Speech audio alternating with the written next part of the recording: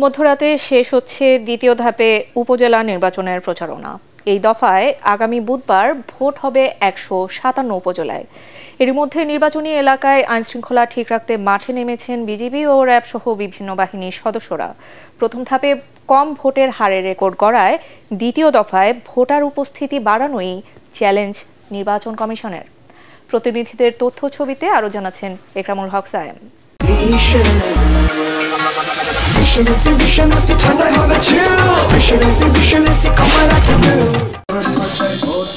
শেষ মুহূর্তে বিরামহীন প্রচারণায় প্রার্থীরা ভোটারদের সমর্থন আদায়ে চষে বেড়াচ্ছেন গোটা নির্বাচনী এলাকা।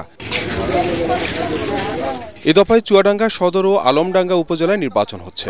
দুই উপজেলায় চেয়ারম্যান পদে লড়ছেন ৮ জন প্রার্থী। ভোটারদের সমর্থন আদায়ে দিচ্ছেন নানা প্রতিশ্রুতি। লালমনিরহাটের কালীগঞ্জ উপজেলায় সাবেক সমাজ কল্যাণ মন্ত্রী ও স্থানীয় সংসদ সদস্য নুরুজ্জামান আহমেদের ছেলে রাকিবুজ্জামান ও তার ছোট ভাই বর্তমান উপজেলা চেয়ারম্যান মাহবুবুজ্জামান চেয়ারম্যান পদে নির্বাচন করছেন। এতে জমে উঠেছে চাচা ভাতিজার ভোটের লড়াই। একটা চাচা আর একটা ভাতিজা, এখন আমরা কোথায় যাই? তাকেই দেব ভোট, যে বেশি যোগ্য হবে তাকে। নির্বাচনের পরিস্থিতি শান্ত রয়েছে বলে আমাদের কাছে প্রতীয়মান। বরিশালও জমে উঠেছে ভাইয়ে ভাইয়ে ও চাচা ভাতিজার লড়াই।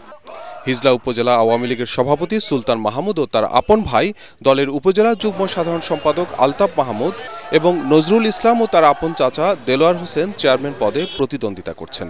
এতে করে ভিন্ন মাত্রা তৈরি হয়েছে ভোটের মাঠে। আমরা রাস্তাঘাট চাই যাতে উপজেলা চেয়ারম্যান হওয়ার পরে আমাদের সুযোগ সুবিধা, আমাদের খোঁজ খবর রাখে এবং আমাদের পাশে থাকে, এইটাই আমরা চাই। উন্নয়নের ছোঁয়া নাই, আমাদের উপজেলা পরিষদের যে উন্নয়ন এটা দৃশ্যমান না। তাই 10 বছরে কি আসলে কাজ হয় নাই? আচরণবিধিতে যেহেতু আছে যে এমপিরা ভোট ইন্টারফেয়ার করতে পারবে না, কিন্তু আমাদের এখানের এমপি পঙ্কজ দেবনাথ উনি একজন প্রার্থীর উঠান বৈঠকে প্রতিনিয়ত ভোট চেয়ে যাচ্ছে। এখন পর্যন্ত আমার যেটা মনে হচ্ছে এই দুটি উপজেলা যে প্রার্থীগণ রয়েছে তারা যথেষ্ট সচেতন এবং সার্বিক পরিবেশ একটা সুষ্ঠু নির্বাচনের অনুকূলে রয়েছে। দ্বিতীয় ধাপে রাজবাড়ী সদর, গোয়ালন্দ ও বালিয়াকান্দি উপজেলায় নির্বাচন হচ্ছে। এলাকার উন্নয়নের প্রতিশ্রুতির পাশাপাশি একে অপরের বিরুদ্ধে পাল্টাপাল্টি অভিযোগ করছেন প্রার্থীরা। এখন পর্যন্ত কোনো নির্বাচনে কোনো সহিংসতা বা কোনো অপ্রীতিকর ঘটনা ঘটেনি। শরীয়তপুর সদর উপজেলা পরিষদ নির্বাচনে এক প্রার্থীর বিরুদ্ধে হামলার অভিযোগ উঠেছে। শনিবার সন্ধ্যায় চন্দ্রপুর বাজারে ওই হামলায় সাংবাদিক সহ অন্তত 10 জন আহত হন। 12 জন নেতা উন্নয়ন যাই, আমরা দেশের উন্নয়ন করতে হইব, আর আমরা ভোট দিমু। এরই মধ্যে নির্বাচনী এলাকা আইন শৃঙ্খলা ঠিক রাখতে মাঠে নেমেছে বিজিবি, র্যাব সহ বিভিন্ন বাহিনীর সদস্যরা। ভোটের আগে ও পরে মোট 5 দিনের জন্য মাঠে থাকবে আইন শৃঙ্খলা বাহিনীর অতিরিক্ত ফোর্স।